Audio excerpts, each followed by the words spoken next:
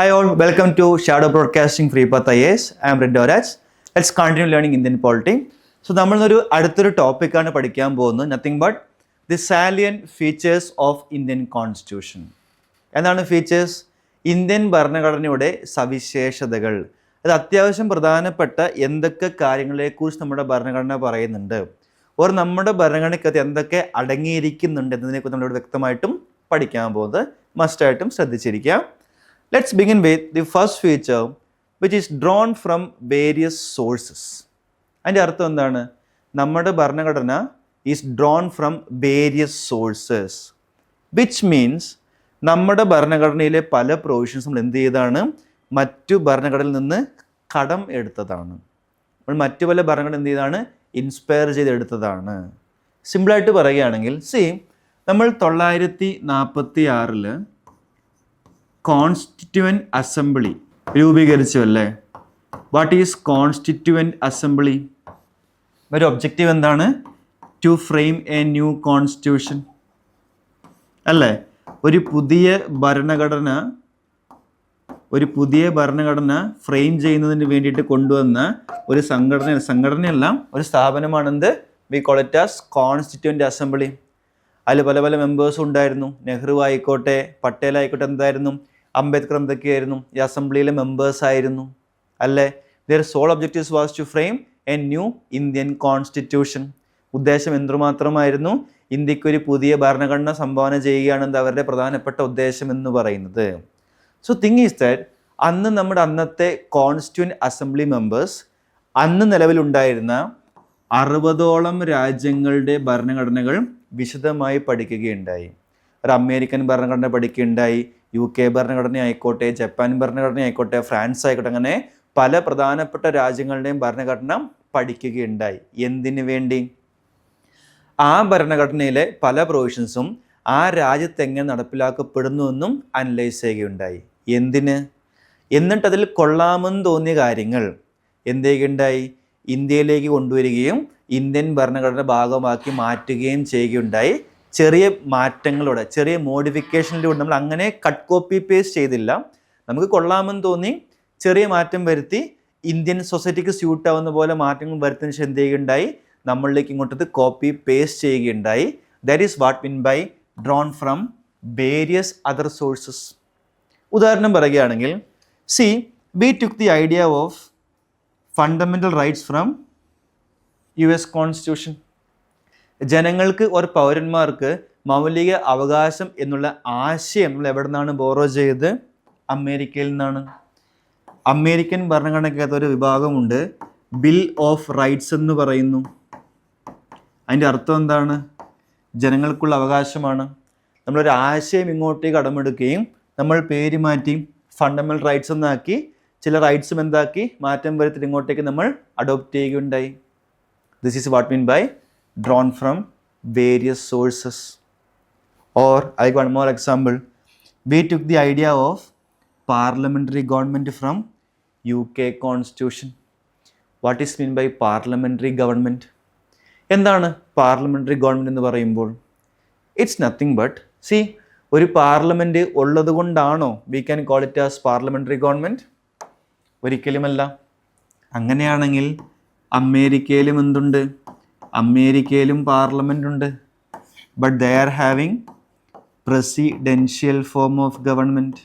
അപ്പോൾ പാർലമെൻറ്റ് ഉള്ളതോ ഇല്ലാത്തതോ അല്ല എന്ത്? The difference between parliamentary government. So then what can be the possible difference? എന്താണ് actually mean by parliamentary government എന്ന് പറയുമ്പോൾ? Which means the executives are responsible to the legislature. Executives ലെജിസ്ലേച്ചറിനോട് responsible ആകുന്ന ആ ഒരു ഭരണ സംവിധാനമാണെന്ത്? We call it as parliamentary government. എങ്ങനെ?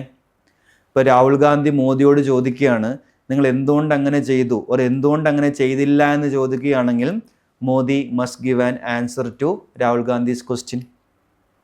ഓർ വി ഡി സതീശൻ പിണറായി വിജയനോട് ചോദിക്കുകയാണ്, നിങ്ങൾ എന്തുകൊണ്ട് അങ്ങനെ ചെയ്തു, എന്തുകൊണ്ട് അങ്ങനെ ചെയ്തില്ല. ആസ് എ മുഖ്യമന്ത്രി നിങ്ങൾ എന്തുകൊണ്ട് അങ്ങനെ ചെയ്തില്ല എന്ന് ചോദിക്കുമ്പോൾ മുഖ്യമന്ത്രി മസ്റ്റ് ഗിവ് എ മറുപടി to the Kerala legislative assembly. അല്ലാതെ സർക്കാരുകൾക്ക് എന്ത് സാധ്യമല്ല? തോന്നിയ പോലെ പെർഫോം ചെയ്യാൻ സാധ്യമല്ല. സർക്കാർ ചെയ്യുന്ന ഏത് പ്രവൃത്തിക്കായിക്കോട്ടെ അതിന് സഭയ്ക്കകത്ത് ചോദ്യം ഉന്നയിക്കപ്പെടുകയാണെങ്കിലും ആ മന്ത്രി ഉത്തരം തന്നേ മതിയാകും. ആ ഒരു ഉത്തരവാദിത്ത ഭരണം is nothing but responsible government. ആ ഒരു ഉത്തരവാദിത്തമുള്ള ഒരു ഭരണ സംവിധാനത്തിൻ്റെ പേരാണെന്ത്? Parliamentary form of government. Nothing but executives are responsible to the legislature. Say ഇപ്പോൾ റെയിൽ അപകടം നടന്നു, കുറച്ച് പേർ മരിച്ചു എന്ന് വിചാരിക്കുക. ഇപ്പോൾ സഭയ്ക്കകത്ത് റെയിൽവേ മന്ത്രിയോട് ചോദിക്കുകയാണ്, റെയിൽ അപകടം നടന്നു, നിങ്ങളുടെ മന്ത്രാലയമല്ലേ, നിങ്ങൾ എന്ത് ആക്ഷൻ എടുത്തു എന്ന് ചോദിക്കുകയാണെങ്കിലും റെയിൽവേ മന്ത്രി must give an answer. This is what mean by executives are responsible to the legislature. അങ്ങനെ ഒരു മന്ത്രിസഭയോ എക്സിക്യൂട്ടീവ്സോ ലെജിസ്ലേച്ചറിനോട് റെസ്പോൺസിബിൾ ആണെങ്കിൽ, ഒരു ലെജിസ്ലേച്ചറിനോട് ആൻസറബിൾ ആണെങ്കിൽ, അത്തരമൊരു ഭരണ സംവിധാനത്തിൻ്റെ പേരാണെന്ത്? Parliamentary form of government. We took that from UK constitution. USA അങ്ങനെയല്ല. USA എന്താണ്? പ്രസിഡൻഷ്യൽ ഗവൺമെൻറ് ആണ്. Which means executives are not responsible to the legislature. അവിടെ സർക്കാർ സംവിധാനം എന്തല്ല? ലെജിസ്ലേച്ചറിനോട് എന്തല്ല? റെസ്പോൺസിബിൾ അല്ല. എവിടെ? USA. എന്തുകൊണ്ട്? Because they are having presidential form of government. Clear? ഇതിൽ വിശദമായിട്ട് വരുന്ന ക്ലാസ്സുകളിൽ ഡീറ്റെയിൽ ആയിട്ട് പഠിക്കുന്നതായിരിക്കും. തൽക്കാലം ഇത്രയും മനസ്സിലാക്കുക. നമ്മുടെ ഭരണഘടന എന്താണ്? പല രാജ്യങ്ങളുടെ ഭരണഘടനയും കണ്ട് ഇൻസ്പയറായി ഫോമായ ഭരണഘടനയാണ്. നമ്മുടെ പല പ്രൊവിഷൻസും മറ്റു രാജ്യം എന്ത് ചെയ്താണ്? ബോറോ ചെയ്താണ്. അങ്ങനെ കട്ട് കോപ്പി അല്ലെങ്കിൽ പോലും എന്താണ്? കുറച്ച് മാറ്റങ്ങൾ വരുത്തിയിട്ടാണെങ്കിൽ എന്ത് സംഭവിക്കുണ്ടായി? നമ്മുടെ ഭരണഘടനയുടെ ഭാഗമാക്കി മാറ്റിയ സംവിധാനങ്ങളാണെന്ത്? പല പല പ്രൊവിഷൻസും. That is what mean by drawn from various sources. Clear? അടുത്ത ഒരു പ്രൊവിഷനാണ്, നമ്മൾ നേരത്തെ കണ്ടൊരു പ്രൊവിഷനാണ് പ്രൊവിഷൻസ് ഫോർ അമെൻമെൻറ്റ്. അതിൻ്റെ അർത്ഥം എന്താണ്? 950 ദാറ്റ് ഈസ് 1950 കൊണ്ടുവന്ന അതേ ഭരണഘടന തന്നെയാണോ നമ്മളിപ്പോൾ 2024 ഫോളോ ചെയ്യുന്നത്? ഒരിക്കലുമല്ല. എന്ത് വരുത്തി? നമ്മൾ ഒരുപാട് മാറ്റങ്ങൾ വരുത്തി. ആ മാറ്റത്തിൻ്റെ പേരെന്താണ്? V call it as constitutional amendments. Amendment means what? മാറ്റം വരുത്തുക. ഇപ്പം എന്താണ് കോൺസ്റ്റിറ്റ്യൂഷണൽ അമെൻമെൻറ്റ്? കോൺസ്റ്റിറ്റ്യൂഷനകത്ത് നമ്മൾ മാറ്റം വരുത്തുകയാണെങ്കിൽ നമ്മൾ എന്ത് ചെയ്തു? ഇതുവരെ 106 വട്ടം വി അമെൻഡ് അവർ കോൺസ്റ്റിറ്റ്യൂഷൻ. ഇപ്പം എന്ത് സംഭവിച്ചു? നമുക്ക് നമ്മുടെ ഭരണഘടന 106 വട്ടം എന്ത് ചെയ്യാൻ സാധിച്ചു? മാറ്റം വരുത്താൻ സാധിച്ചു. എന്തിനാണ് ഈ മാറ്റത്തിൻ്റെ ആവശ്യകത? 950 അതേ സോഷ്യോ എക്കണോമിക് പൊളിറ്റിക്കൽ അവസ്ഥയാണോ ഇപ്പോൾ 2024? ഒരിക്കലുമല്ല. നമ്മൾ സാമൂഹികപരമായിക്കോട്ടെ, സാമ്പത്തികപരമായിക്കോട്ടെ, രാഷ്ട്രീയപരമായിക്കോട്ടെ, കൾച്ചർ പരമായിക്കോട്ടെ, അങ്ങനെ പല മേഖലയിൽ നിന്ന് സംഭവിച്ച ഒരുപാട് മാറ്റങ്ങൾ വന്നിട്ടുണ്ട്. ഈ മാറ്റങ്ങൾ എവിടെ റിഫ്ലക്റ്റ് ആയിട്ടുണ്ടായിരിക്കണം? നമ്മുടെ കോൺസ്റ്റിറ്റ്യൂഷനകത്തും റിഫ്ലക്റ്റ് ആയിട്ടുണ്ടായിരിക്കണം. എങ്ങനെ റിഫ്ലക്റ്റ് ചെയ്യാൻ സാധിക്കുന്നു? ഒരു ഭരണഘടന ഭേദഗതിയിലൂടെ സാധിക്കുന്നു. This is what mean by provisions for amendment. അല്ലാതെ 1950 അതേ ഭരണഘടന തന്നെ ഇപ്പോഴും ഫോളോ ചെയ്യണമെന്ന് നമ്മുടെ കോൺസ്റ്റിറ്റ്യൂഷൻ കൊണ്ടുവന്ന ആൾക്കാർക്ക് ഒരു താല്പര്യവും ഉണ്ടായിരുന്നില്ല. സമൂഹത്തിൽ വരുന്ന മാറ്റങ്ങൾ ഭരണഘടനയ്ക്കകത്തും മാറ്റം വരണമെന്ന് ആരും ആഗ്രഹിച്ചിരുന്നു? നമ്മുടെ കോൺസ്റ്റിറ്റ്യൂവൻറ്റ് അസംബ്ലി ഫ്രെയിമേഴ്സ് ആഗ്രഹിച്ചിരുന്നു. അതുകൊണ്ട് തന്നെയാണ് ഒരു ഭരണഘടന എങ്ങനെ അമെൻഡ് ചെയ്യാമെന്നും how to amend a constitution is also mentioned in our constitution.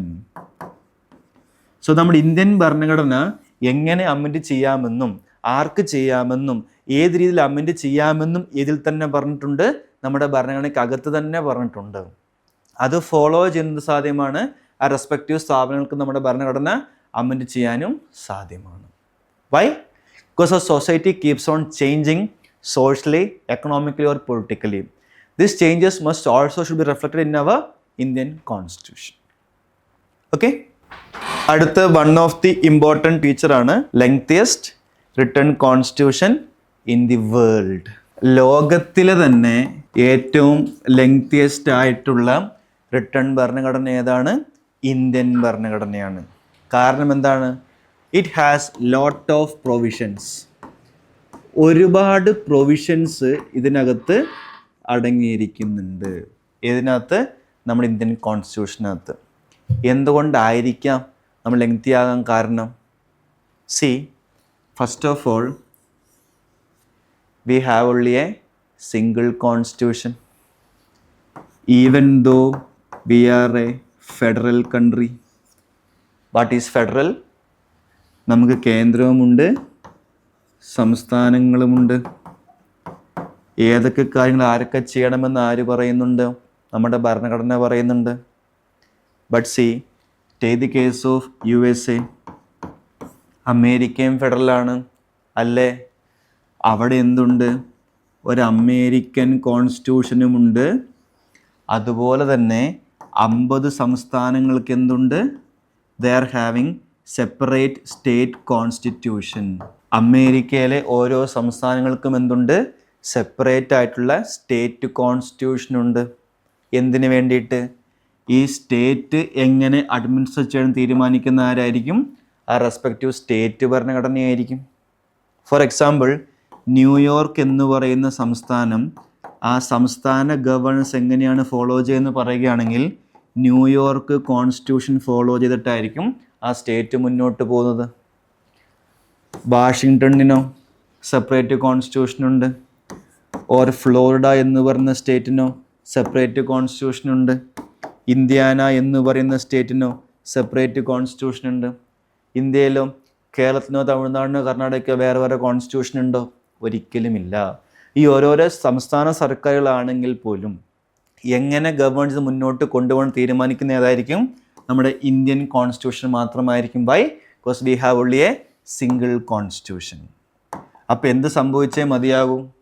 കേന്ദ്രം എങ്ങനെ പോകണമെന്ന കാര്യമായിക്കോട്ടെ, സംസ്ഥാനം എങ്ങനെ പോകണമെന്നുള്ള കാര്യമായിക്കോട്ടെ, എന്തിന് നമ്മുടെ പ്രാദേശിക സർക്കാരുകളായ പഞ്ചായത്തുകളായിക്കോട്ടെ, മുനിസിപ്പാലിറ്റീസ് ആയിക്കോട്ടെ, എങ്ങനെ ഗവൺ ചെയ്യുന്ന കാര്യമായിക്കോട്ടെ, നമ്മുടെ കേന്ദ്രഭരണ പ്രദേശങ്ങളായ യൂണിയൻ ടെറിട്ടറീസ്, ഇങ്ങനെ എല്ലാ അഡ്മിനിസ്ട്രേറ്റീവ് ഏരിയാസിനെ കുറിച്ചും അഡ്മിനിസ്ട്രേറ്റീവ് മെക്കാനിസം എവിടെ പറഞ്ഞിട്ടുള്ളൂ? നമ്മുടെ ഒറ്റ ഇന്ത്യൻ കോൺസ്റ്റിറ്റ്യൂഷനകത്ത് മാത്രമേ പറഞ്ഞിട്ടുള്ളൂ. അപ്പോൾ എന്ത് സംഭവിക്കും? നമ്മൾ എല്ലാ പ്രൊവിഷൻസും ഇതിനകത്ത് തന്നെ ആഡ് ചെയ്യണം, ഈ ഒറ്റ ബുക്കിനകത്തേക്ക് തന്നെ ആഡ് ചെയ്യണം. അപ്പോൾ എന്ത് സംഭവിക്കും? പ്രൊവിഷൻസിൻ്റെ എണ്ണം കൂടിക്കൊണ്ടേയിരിക്കും അല്ലേ? This is why our constitution become the lengthiest written constitution in the world. Why? Because essentially we have only a single constitution. നമ്മുടെ സംസ്ഥാനങ്ങൾക്ക് എന്തില്ല? സെപ്പറേറ്റ് സ്റ്റേറ്റ് ഭരണഘടന ഇല്ല. എവിടത്തെ പോലെ? അമേരിക്കയിലെ പോലെ. അവിടെ എന്തുണ്ട്? ഒരു കേന്ദ്ര ഭരണഘടനയുമുണ്ട്. 50 സ്റ്റേറ്റ്സിലും എന്തുണ്ട്? സെപ്പറേറ്റ് സംസ്ഥാന ഭരണഘടനകളുമുണ്ട്. സോ സംസ്ഥാനത്തിൻ്റെ ഗവേണൻസ് എങ്ങനെ പോകണം തീരുമാനിക്കുന്ന ഏതായിരിക്കും? ആ സംസ്ഥാന ഭരണഘടനയായിരിക്കും. അതിനകത്തായിരിക്കും ഒരുപാട് പ്രൊവിഷൻസ് പറഞ്ഞിട്ടുണ്ടാവുക. ഇന്ത്യയിൽ അങ്ങനെയല്ല. കേന്ദ്രമായിക്കോട്ടെ, സംസ്ഥാനമായിക്കോട്ടെ, പഞ്ചായത്ത് ആയിക്കോട്ടെ, മുനിസിപ്പാലിറ്റീസ് ആയിക്കോട്ടെ, കേന്ദ്രഭരണ പ്രദേശങ്ങളായിക്കോട്ടെ, സുപ്രീം കോർട്ട് ആയിക്കോട്ടെ, ഹൈക്കോർട്ട് ആയിക്കോട്ടെ, ഇലക്ഷൻ കമ്മീഷൻ ഓഫ് ഇന്ത്യ ആയിക്കോട്ടെ, UPSC ആയിക്കോട്ടെ, ഇങ്ങനെ പല സ്ഥാപനങ്ങളെക്കുറിച്ചുമുള്ള പ്രൊവിഷൻസ് പറഞ്ഞിരിക്കുന്നത് നമ്മുടെ ഏക സിംഗിൾ കോൺസ്റ്റിറ്റ്യൂഷനിൽ മാത്രമാണ്. It also talks about the detail function of various organs. എന്താണ് various organs? Legislature, executive, judiciary. അപ്പോൾ എന്ത് വരുന്നു? എന്തൊക്കെയാണ് പാർലമെൻറ്റിൻ്റെ പണിയെന്നും എന്തൊക്കെയാണ് സംസ്ഥാന ലെജിസ്ലേച്ചേഴ്സിൻ്റെ പണിയെന്നും ആര് പറയുന്നു? സിംഗിൾ കോൺസ്റ്റിറ്റ്യൂഷൻ പറയുന്നു. എന്തൊക്കെയാണ് സുപ്രീം കോടതി, ഹൈക്കോടതി, കീഴ്ക്കോടതികളെന്നും ആര് പറയുന്നു? ഈ സിംഗിൾ കോൺസ്റ്റിറ്റ്യൂഷൻ പറയുന്നു. എന്തൊക്കെ കേന്ദ്ര സർക്കാർ ചെയ്യണമെന്നും എന്തൊക്കെ സംസ്ഥാന സർക്കാർ ചെയ്യണമെന്നും ആര് പറയുന്നു? ദി സിംഗിൾ കോൺസ്റ്റിറ്റ്യൂഷൻ പറയുന്നു. ദെൻ സി, ഇന്ത്യയുടെ ഡൈവേഴ്സിറ്റി.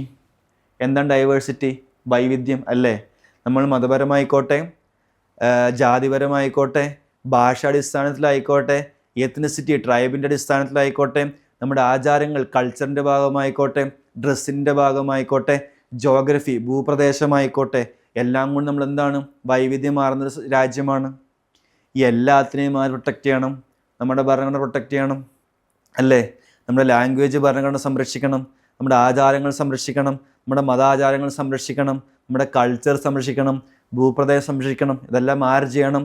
ദിസ് സിംഗിൾ കോൺസ്റ്റിറ്റ്യൂഷൻ എല്ലാത്തിനും എന്ത് പറയുന്നുണ്ട്? പ്രത്യേക മെക്കാനിസംസ് പറയുന്നുണ്ട്. So diversity is also one of the factor leading to the bulkiness of our constitution. Then various independent bodies. എങ്ങനെ? ഇലക്ഷൻ കമ്മീഷൻ ഓഫ് ഇന്ത്യ പോലത്തെ, UPSC പോലത്തെ സ്ഥാപനങ്ങളെക്കുറിച്ചും ആര് പറയുന്നു? നമ്മുടെ ഭരണഘടന പറയുന്നു. പിന്നെ കുറേ ട്രൈബൽ ഏരിയാസിൻ്റെ ഗവേണൻസ് മെക്കാനിസത്തെ കുറിച്ച് നമ്മുടെ ഭരണഘടന പറയുന്നു. ഇങ്ങനെ അത്യാവശ്യമുള്ളതും ആവശ്യം അല്ലാത്തതും ചില അനാവശ്യമായ പ്രൊവിഷൻസും ആര് പറയുന്നു? നമ്മുടെ കോൺസ്റ്റിറ്റ്യൂഷൻസി വിശദമായിട്ട് പറയുന്നു. ഇതെല്ലാം കൂടി ആഡ് ചെയ്ത് കൊണ്ടാണ് hours become the lengthiest written constitution of the world എന്ന് പറയാൻ കാരണം. ക്ലിയർ? സോ ഒരു ആശയം മനസ്സിലാന്ന് വിശ്വസിക്കുന്നു. Let's stop for the timing. Let's continue the next classes. See you then. Bye.